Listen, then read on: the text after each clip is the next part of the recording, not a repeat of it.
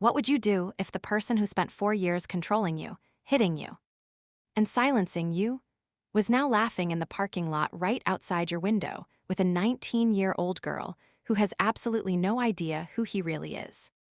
Would you warn her? Would you slash his tires?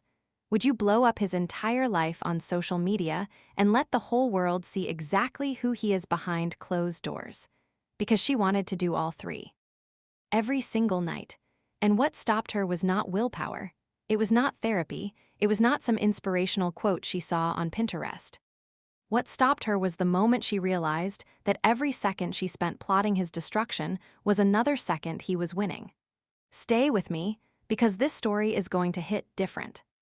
Let's go back to the beginning, because to understand where she ended up, you need to understand where she started. She was a young woman in what looked, from the outside, like a completely normal relationship. 4 years with a guy who was, by every visible measure, a catch. He was charming. The kind of charming that makes people say, "Oh, you two are so cute together." He was funny, magnetic, the life of every room he walked into. When they went out, people gravitated toward him. Women smiled at him, men wanted to be his friend, and she was proud to be with him. That's the part nobody talks about: how good it feels in the beginning, how real it seems. How easy it is to fall for someone like that when they have decided you are the one they want to impress. But here's the thing about charm: when it is wielded by the wrong person, it is not a personality trait. It is a weapon, and it took her almost 4 years to figure that out.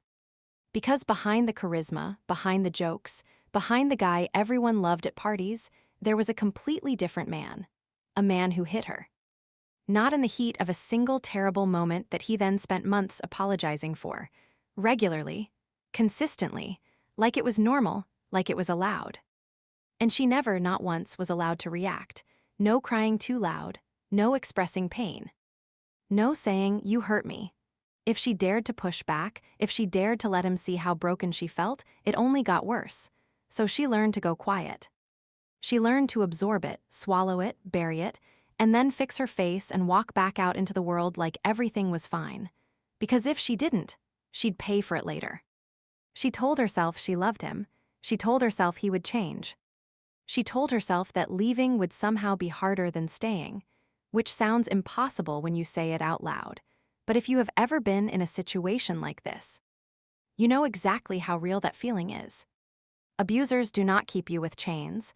They keep you with confusion, with moments of sweetness right after the pain, with the version of themselves they show you when they want you to stay. She stayed for 4 years waiting for that version to become permanent. It never did, and then came the night that changed everything. She wasn't snooping. She wasn't suspicious. She picked up his phone to check the time, something she had done 100 times before, and the screen lit up with a message. She read it. Then she read it again. And then she felt her entire world tilt sideways. The messages were to underage girls, not one, multiple. And the content of those messages, the things he was saying to them, made her stomach drop straight through the floor. This was not a misunderstanding. This was not taken out of context. This was exactly what it looked like. And in that moment, something inside her that had been slowly dying for 4 years suddenly, finally, went completely cold. She left, not dramatically. Not with a big confrontation or a screaming match. She packed what she could, left what she couldn't, and walked out the door with the quiet, exhausted certainty of someone who has finally seen enough. She told herself it was over. She told herself she was free, and for about 48 hours, she almost believed it. Because here is the part of the story nobody prepares you for. They lived in the same apartment complex. Same building, same parking lot, same elevator, same gym. There was no clean break. There was no distance to hide in. Every single morning she woke up knowing that at some point that day, there was a real possibility she would see him. And every single time she did see him, in the hallway, at the mailboxes, pulling out of the parking lot, it felt like being hit all over again. Except this time, the hit was invisible. And somehow that made it worse. Within weeks, he had already rebuilt his entire social life. New friends, new energy, new everything. And then came the one detail that burrowed under her skin and refused to leave: a 19-year-old girl. Blonde. always at the gym at the same time as him, always laughing at whatever he was saying. Always completely, blissfully unaware. He was 25, she was 19, and not a single person in his new circle seemed to think anything of it. They laughed with him, worked out with him, posted photos with him. Meanwhile, she was standing 20 feet away on the treadmill watching all of it, trying to keep her heart rate steady for reasons that had nothing to do with cardio. And here is the part that she was most ashamed to admit, even to herself. She still had feelings for him, not because he was a good person. Not because she missed the abuse or the control or the walking on eggshells, but because 4 years is a long time. And when you spend 4 years loving someone, even someone who hurts you, your heart does not get the memo the moment you pack your bags. She hated herself for it. She thought it meant she was weak. She thought it meant something was broken inside her. It didn't. It meant she was human, but we'll come back to that. Because first, we need to talk about the thoughts. They started as whispers. Little flashes of anger that came and went. But as the weeks went on and she kept seeing him, happy, unbothered, building a whole new life like she had never existed, those whispers got louder. Slash his tires. Every time she saw his car in the parking lot, that thought arrived like a reflex. Post everything, put it all online. Show everyone who he really is. She had drafted it in her head 100 times, every terrible thing he had done, every message she had seen, every bruise she had hidden. She wanted to write it all out in one long post and watch his entire world catch fire. Tell that girl. Walk right up to her in the gym and tell her everything. Because someone should warn her, right? Someone should tell her that the charming, funny guy she was laughing with was sending messages to underage girls 6 months ago. Shouldn't someone say something? Text him, just once. Just to make him feel a fraction of what she felt. She had written those texts too, long, detailed, devastating responses to everything he had ever done, and deleted them all before sending. Every single time. Here is what those thoughts were doing to her that she didn't fully understand yet. Every hour she spent inside those revenge fantasies was an hour her body was flooded with stress hormones. Cortisol, adrenaline, the same chemicals that fire when you are in actual danger. Her nervous system could not tell the difference between imagining slashing his tires and actually being in a threatening situation. It responded the same way to both. She was not resting. She was not healing. She was not moving on. She was re-traumatizing herself on a loop every single day, and he had no idea. He was at the gym, laughing with his new friends, completely untouched by any of it. She was the only one suffering. The weight started creeping up almost immediately after the breakup. 10 kilograms in 2 months. She stopped cooking real meals because cooking felt like effort and effort felt impossible. She stopped moving her body with any intention because every time she went to the gym, she spent the whole workout scanning the room instead of actually working out. She stopped sleeping properly. She stopped calling her friends. She started picking fights with her family, people who loved her. People who had nothing to do with any of this, because the anger inside her had nowhere else to go and it was going to come out somewhere, one way or another.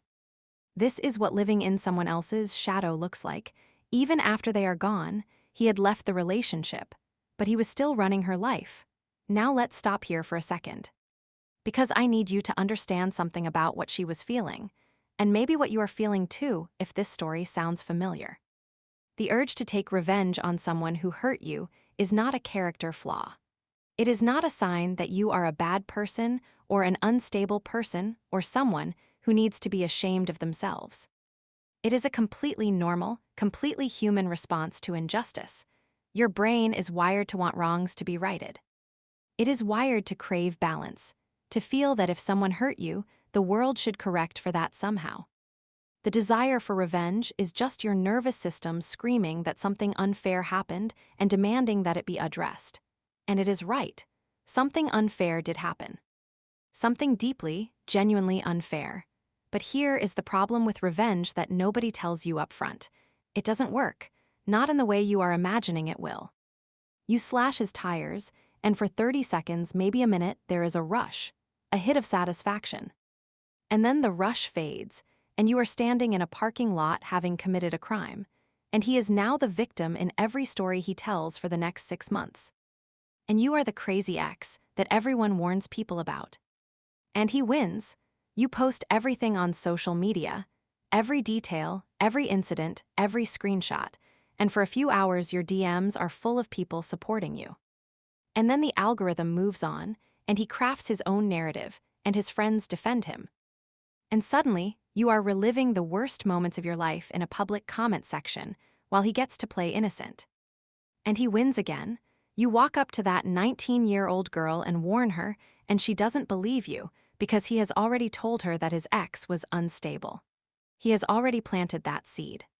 So she smiles politely and goes back to her workout, and now you feel humiliated on top of everything else. And he wins again. You text him everything you never got to say, and he either ignores it, which destroys you, or he responds in a way that pulls you back into the dynamic you just escaped, which destroys you differently. Either way, he wins. Revenge keeps him at the center of your story, and as long as he is at the center of your story, you cannot build your own. So what do you actually do? How do you get out of this loop when everything in your body is screaming for justice and there is no justice coming? This is what she had to learn, piece by piece, day by day. And I am going to walk through every single part of it. The first thing she had to do was change one word. She kept calling what she was trying to do letting go. And she hated that phrase with every fiber of her being, because letting go sounds passive, gentle, like releasing a balloon. Like forgiveness is something that just floats peacefully out of your hands if you hold it loosely enough. That is not what this is. What she was actually doing, what she had to actually do was reclaiming herself. Not letting go of him, reclaiming herself from him, taking back the energy, taking back the mental real estate. Taking back the hours of her day that she had been handing over to someone who had already taken 4 years of her life. That reframe changed everything, because reclaiming is active. Reclaiming is something you do with intention. Reclaiming means you are the one making the move, not passively waiting for the pain to fade, but actively choosing to invest in yourself instead of investing in obsessing over him. The first practical step was the gym schedule. She changed it by 1 hour, not because she was scared of him, not because she was running away. She changed it because she had realized that every time she walked into that gym and saw him with that girl, she spent the entire workout in her head instead of in her body. She was not exercising. She was torturing herself, and she deserved to actually work out. 1 hour shift. That is all it took to take back the one place where she was supposed to be doing something for herself. That small decision, that tiny 1 hour adjustment, was the first time in 2 months that she made a choice purely for her own benefit. Not a reaction to him, not a move in a game. Just a simple, quiet act of choosing herself. It sounds small, it was everything. The second step was harder. She had to tell someone the truth, not a watered-down version. Not the version where she softened the edges to make it easier for the other person to hear. The actual truth. The hitting, the control, the messages on his phone. The way she still had feelings for him even after all of it. All of it. She told one friend, one person she trusted enough to be completely raw in front of. And that friend did something that nobody had done for her in a very long time. She didn't push her to just move on. She didn't say, "You deserve better," in that breezy way that sounds supportive but somehow makes you feel worse. She didn't immediately launch into advice or solutions. She just sat with her, in the mess of it. And she said, "This is really, genuinely hard, and none of this was your fault. And you didn't deserve any of it." That was the first time she cried about the relationship without also hating herself for crying. That was the first crack of light. The third step was therapy.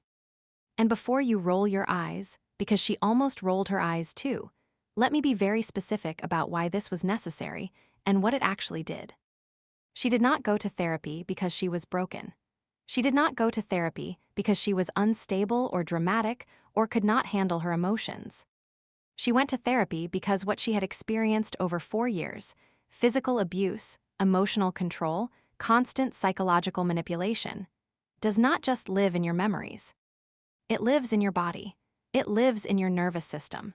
It rewires the way you respond to stress, the the way you interpret kindness, the way you trust your own instincts.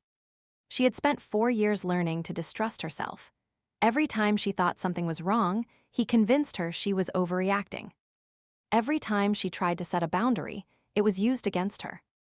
Every time her gut said, "This is not okay," she talked herself out of it because he was so good, so terrifyingly good, at making her feel like the problem was her perception, not his behavior. Therapy gave her back her own mind. That is not a small thing. That is not something you can shortcut with a self-help book or a good support system or sheer willpower. 4 years of psychological conditioning takes time and real professional help to undo, and she deserved that help. The fourth step was the block button. She blocked him on everything: Instagram, Snapchat, WhatsApp, everything. And here is what I want to be very clear about: she did not do this because she was angry. She did not do it to send a message, or make a point, or start some social media drama. She did it because every time she saw his face on a screen, smiling, living his life, completely unbothered, her brain lit up with a chemical cocktail of grief and rage and longing that set her healing back by days. She was choosing pain every time she looked, so she stopped looking. Blocking someone is not weakness. Blocking someone is not pettiness. Blocking someone when the sight of them is genuinely harming your mental health is one of the most self-respecting things you can do. Out of sight does not automatically mean out of mind.